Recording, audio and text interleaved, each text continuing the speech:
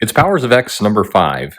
Three more issues left. This is one of them, and some big reveals in this issue, which call into question what we're about to see with the ongoing series. Let's check it out.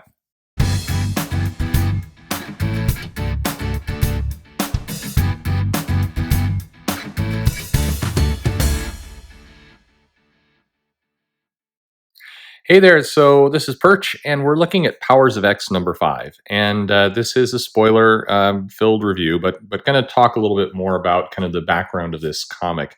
There's some big things going on, and this is kind of the you know it. This is, for lack of a better word, it's probably the required exposition comic for the series to end. In reading this, you feel like you really got to read it a couple times to digest what's going on, how it impacts forward and backward in the line that we've seen, and kind of what's coming out.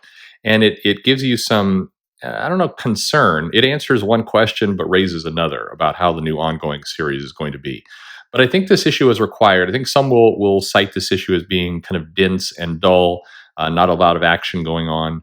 But there is quite a bit happening in this comic. It's just you have to kind of understand the bigger story being told. I'm very curious to read this whole series, by the way, in one sitting, kind of as a collected edition. I think that's going to be pretty interesting to kind of see it all come together. The clues that were put out, all the way to the tiny little details. So we get right into the issue. It is again Jonathan Hickman, R.B. Silva on art. Coloring is really nice in this issue, and I don't say enough about Marta Garcia, but some really impressive work done throughout this entire run, where different colors are being used for different timelines, and it's very interesting how it all comes together. But we start with X-Men Year One. This is what Powers of X have been doing, kind of these 3 to 4 timelines. Here we're going to have 3. But we get right into it with Forge, who's I just did a video like a week ago about the importance of Forge and why he's woefully underused. And this comic, in just a couple panels, really just sums up why it's so important and why Forge is such a cool character. Note he doesn't have the X on his belt when he's meeting with Professor X. Professor X here is basically coercing Forge into building a new Cerebro that is going to make a backup of a sentient being. This is the data copy we saw in the previous issue where the X-Men are getting cloned, for lack of a better word, or kind of reborn. Maybe clone's the wrong word. And he is he's basically saying, Beast thinks it's impossible, but you don't. Professor X looking and drawn extremely sinister here. No pun intended. He looks like he's into something devious.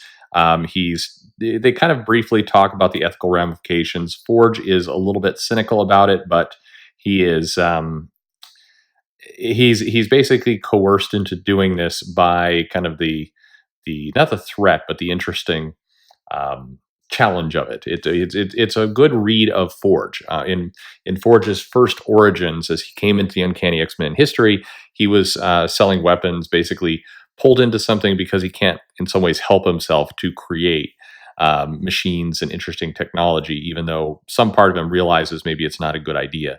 Note in this comic, by the way, the use of the lines and the shading. It's very thumbprint like. That's been going on the entire series of just kind of these thumbprints. So they're talking about identity, and a lot of these appear, by the way, with and around Professor X. Don't know if that's a clue to anything or not, but it makes you wonder as we're talking about identity and who's who. This thumbprint shading that's used in the art is pretty interesting. Some nice nods throughout the entire dialogue. It's just once again clear that Hickman is reading the X-Men run and is familiar with it. Sounds like, again, a weird thing to say, but there's some real reverence paid to former storylines going back hundreds of issues or decades, Shi'ar, technology, and diamonds.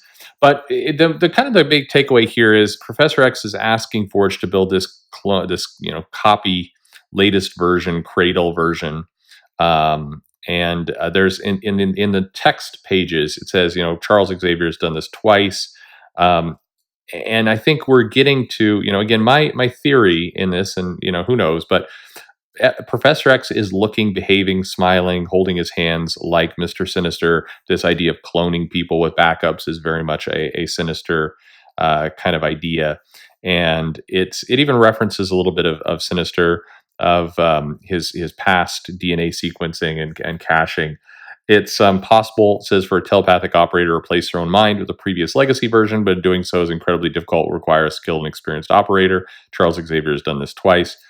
You know, 5 cradle locations: House of X, Island M, Summer House, The Point. These are Krakoa locations, and Moira's No Place, and that's an interesting one. We skip ahead, cut to X-Men Year 10. Once again, it's not clear we're in the same timeline. We assume we are, but it's not entirely clear. Professor X is using his new copy of Cerebro that he's wearing for the copying and the cloning, but again, there's some questions, at least, that we're seeing exactly what we think we're seeing. And this is a nice meeting in the Louvre between Professor X, Magneto, and Emma Frost. They're basically not coercing, but they're encouraging her to join kind of the group, and they're talking about the spread of these kind of Krakoa miracle drugs, part of this foundation of the mutant nation state, and how this is all going to work. Emma is being Emma, not really the current Emma. It's interesting because she's referencing things like, let's put all the mutants on one island again. She's referencing that Matt Fraction run and some of the more recent Emma runs, but what she's really doing in a lot of the dialogue is referencing her caring for children, even though she's been a villain. She's wanted a school. This harkens more back to the original launch of Generation X and the Emma Frost we saw there. And so we're talking about the mutant population and growth, but it's very spot on Emma. And as she sees kind of Krakoa and the nation state, and she's drawn into this agreement where we want to use the Hellfire Club to basically become a trading company for mutantdom.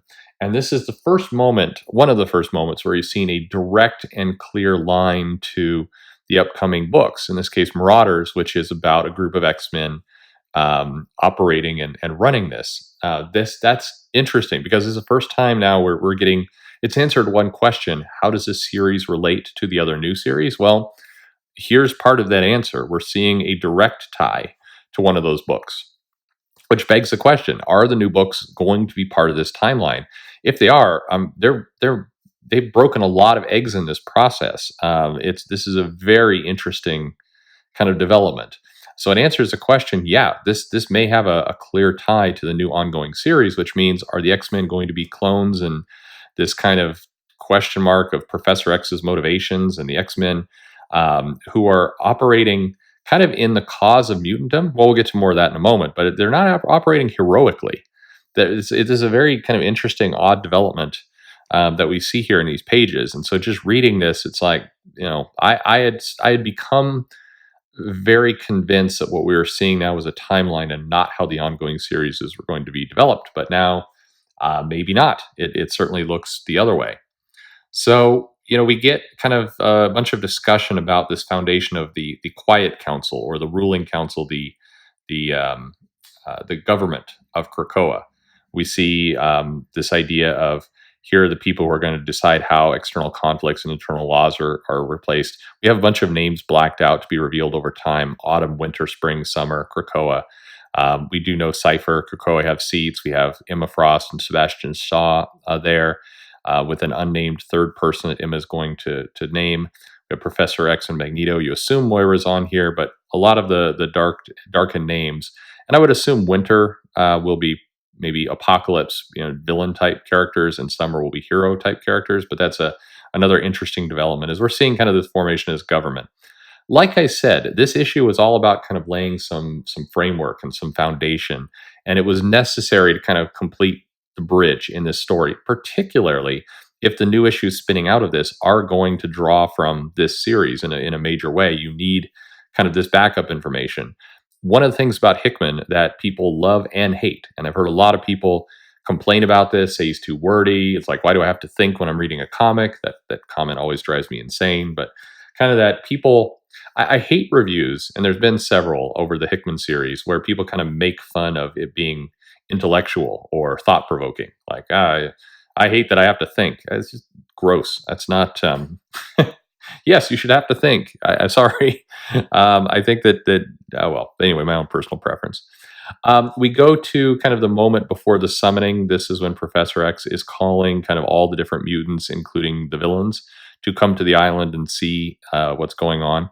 We do see, talking to Sinister, talking to Omega Red, Gorgon, some of these characters, and that's a pretty interesting. This is kind of showing the homework. Like I said, or I was about to say, Jonathan Hickman, in writing a story, he's a big believer, or at least he does a lot of kind of show his homework, if you will. He shows the work getting to the plot, and to some people that's too much, but in a lot of ways, as we're just going through this, we're seeing characters introduced by the Rick Remender X Factor run. When you read this, you get to immerse yourself in really wonderful um, comic history, and I think this is as much as a kind of interesting story, thought provoking story. This is a celebration of X Men history. If you've been following along to X Men, you've got a million little moments, some big, some like Easter eggs, that basically show you, the proof of all this work. We get a nice meeting between Professor X and Namor in this, and we talk about again. This is the classic Namor. No, this is really Namor's personality, more from, I would say, the AVX kind of storyline, that time frame where Namor certainly is a mutant, but is talking about kind of the real reason we're comprehending doing this. Go away, little man. Once again, Professor X's motivations in all this, it feels like we're slowly getting the card revealed that this is not Professor X. This is something is different here. In my opinion. And maybe this is, but it just feels different. I'll get more to that in a second. So we then finally jump far, far ahead to the future. We get a bit of an answer to the storyline of the Falnax and how they're absorbing humans, and we get a little bit of background about how they are absorbing consciousness and then being part of a collective. And this mirrors, now we see a very clear mirror to what Professor X is doing. And as we go to this little kind of hovering machine that's hanging out here that may or may not be some kind of Nimrod-like device, we see the circuitry that goes on here. And there's a little S there kind of in the middle. You kind of wonder if, once again, that's a clue of some kind. But we're talking about how societies exist, how they consume planets and convert things into the consciousness. It's an interesting. I think we're getting one more kind of big reveal on this what the future entails. But there's an interesting parallel and mirror to what Professor X is doing, and so therein lies maybe another uh, clue to where this is all headed of kind of the Falnax and how they consume consciousness and bring it into their collective, to what Professor X is also doing in bringing consciousness into their collective. So some interesting things. Discussion of kind of the Falnax and Titan stronghold and Dominion places, and that is our issue. So we got two more. We got another House of X, another Powers of X. The next Powers of X is meant to be kind of the big sucker punch of the whole thing.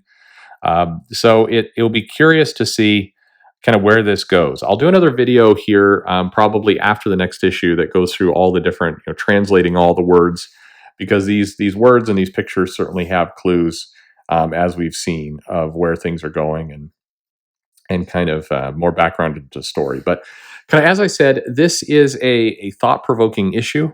It's, I think, necessary to have because as we're moving forward, particularly if the new storyline is going to leverage the events of this series, and we've got to show some of how we got here and what's happening with it.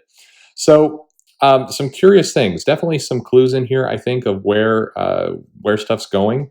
Definitely something is going on with Professor X there that has changed his personality, and that is and the work with Emma Frost setting up basically the Marauders comic is fascinating. Just how this is all going to play out and what we're really going to get as this series progresses. So anyway, some interesting stuff. As an issue, if you're coming in mid-series, and I don't know why in the world you would be, issue is probably just terrifically confusing and probably boring if you haven't been following along.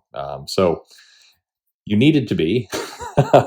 I'll put it that way, and so it's worth going to catch up and seeing what's going on.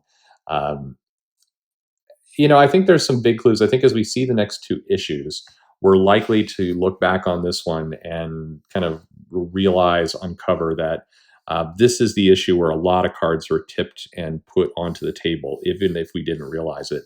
I don't think it's a coincidence that the cover features Mr. Sinister. I still believe that that's a pretty major part of this series, and I think Mr. Sinister is kind of gearing up to be the big villain over Hickman's maybe multi-year run. I think that again, a lot of people jump to some conclusions about Sinister being kind of the representation of him a couple issues ago, but I think there's a reason why some of that was in Powers of X. I think that we heard a little bit earlier about kind of Sinister's betrayal, and I think I think he's the one who we picked to be the big giant villain over Hickman's bigger plan, but maybe not. It certainly feels that way, and it feels like we're getting kind of a multi dimensional, if you will, kind of reveal and plan and arc. So again, some good stuff. This whole series is just amazingly recommended. I think if you're a long-term X-Men fan, this is the kind of stuff you've been waiting for. You've been waiting for a series that is going to really pay reverence to the X-Men storylines to date. You've been waiting for something that treats you, for lack of a better word, like an adult, where you're getting nice complex storytelling. That's what Chris Claremont did. He had action beats certainly, but he created a comic that required you to pay attention, and that is what Hickman has done here. So very good. Weird and scary to be racing to the end. Some big questions still, as I mentioned, about where this all lands in the end, but we're starting to see more of that reveal, and it's pretty exciting stuff. So what did you think of the issue? Leave me a comment below. Like, subscribe, click the bell for notifications, share with a friend, bring more people into the conversation. That would be awesome. Follow me on Twitter at Comic Perch, and thanks for listening.